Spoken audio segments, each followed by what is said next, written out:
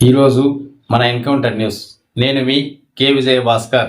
అన్న ఆయన మా మాజీ శాసనసభ్యులు తోపుజూతి ప్రకాష్ రెడ్డి అన్న గారిని ఏ మాటలు అయితే అన్నారో నేను అదే మాటలు అన్నా అన్న. నేను ప్రకాష్ రెడ్డి గారు మాజీ శాసనసభ్యులు, ఆయనని ఏ రకంగా అయితే ఎంఎస్ రాజు గారు అసలు వ్యక్తిగతంగా సంబంధం లేకపోయినా కూడా ఇష్టానుసారంగా యావత్ జిల్లా అంతా చూసినారు.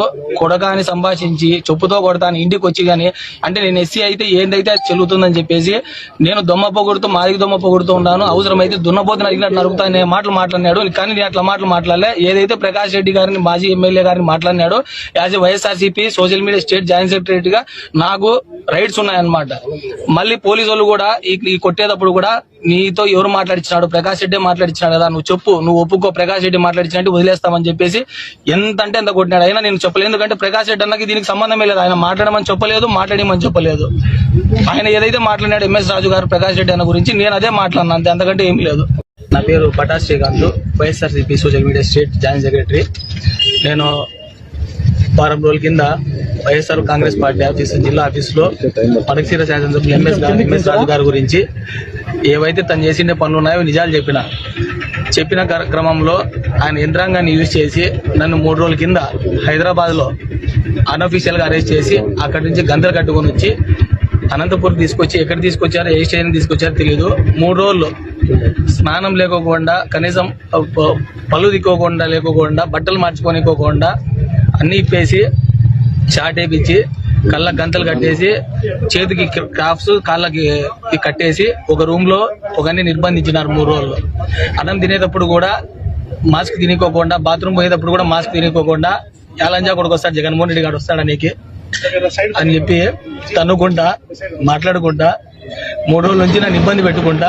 మా ఇంట్లో వాళ్ళకి ఫోన్ చేస్తానంటే నువ్వు అంత పెద్ద పుడింగ్ పార్టీ, మీ పార్టీ ఏమో నీదే, మాకు పైన నుంచి ఆర్డర్స్ ఉన్నాయి, ఎస్పీ సార్ నుంచి ఆర్డర్స్ ఉన్నాయి, డిఐజీ మేడం నుంచి ఆర్డర్స్ ఉన్నాయి, హోమ్ మినిస్టర్ గారు సీరియస్ తీసుకోమన్నారు అని తల కింద కట్టి కాళ్ళు పైలు కట్టాలని చూసినారు. నువ్వు వీటి నుంచి పారిపోతే ఎన్కౌంటర్ చేస్తానని చెప్పినారు. అదేవిధంగా నువ్వు ఇట్టే చేసినావంటే శవమై తేలుతావు నీళ్ళలో, ఎన్నో ఘటనలు చూసినావని చెప్పేసి ఎదిరించినారు. ఎవరు కొడుతున్నారు తెలియదు, ఎవరు పెడితే ఎవరు చేస్తారో కళ్ళకు మాత్రం గంతులు 24/7 3 రోజులు నిర్బంధించినారు. ఈరోజు సాయంత్రము మరి ఏం జరిగిందేమో నాకు తెలియదు, కానీ సడన్ గా నన్ను కొట్టి కోర్టుకు తీసుకొని వచ్చారనమాట. కోర్టుకు తీసుకొచ్చేటప్పుడు కూడా నేను కొట్టినామో చెప్తే మాత్రము మళ్ళీ నీ మీద ఎన్నో కేసులు పెడతాము, ఈ 2 ఏళ్ళు నేను వదిలిపెట్టేది ఉండదు, 175 స్టేషన్లలో కేసులు పెట్టమని ఎంఎస్ రాజు గారు చెప్పినారని చెప్పేసి చెప్తున్నారు.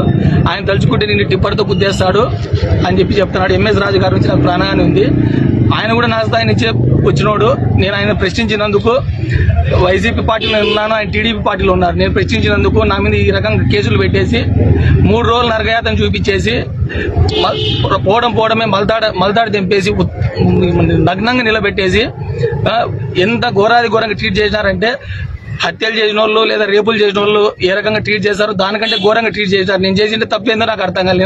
నేనేం తప్పు చేశా అంటే, లంజా కొడక మీ అమ్మని జగన్మోహన్ రెడ్డి గారు దెంగుతారా, నువ్వు మాట్లాడినావంటే అని చెప్పి దుర్భాషలు ఆడి నేను కొట్టిన దానికి బాధపడలేదు. వాళ్ళు మాట్లాడే మాటలకి నేను ఈరోజు పార్టీ కోసం కష్టపడుతున్నానని చెప్పేసి, జగన్ సార్ కోసం కష్టపడుతున్నానని చెప్పేసి, అధికారం ఉందని చెప్పేసి SC/ST కేసు నేను అతను కులం పేరు ఎత్తి కూడా తిట్టలే. నేను కులం పేరు ఎత్తలే, నేను కూడా కులం అని చెప్పిన. అట్లాంటిది నన్ను ఇష్టానుసారంగా కొట్టి ఈరోజు రిమాండ్ కేసులు పెట్టి జైలు పంపించాలని చూసినారు. నాకు ఎంఎస్ రాజు గారి నుంచి ప్రాణహాని ఉంది. సాయంత్రం ఇక్కడికి వచ్చేటప్పుడు కూడా మెడికల్ కోర్టు దగ్గరకు వచ్చేటప్పుడు, తర్వాత హాస్పిటల్కి వచ్చేటప్పుడు కూడా వాళ్ళ మనుషులంతా కూడా ఫాలో అయ్యేసి ఆ వీడియోలు కూడా ఉన్నాయి, సీసీ ఫుటేజ్ చూస్తే వస్తాయి.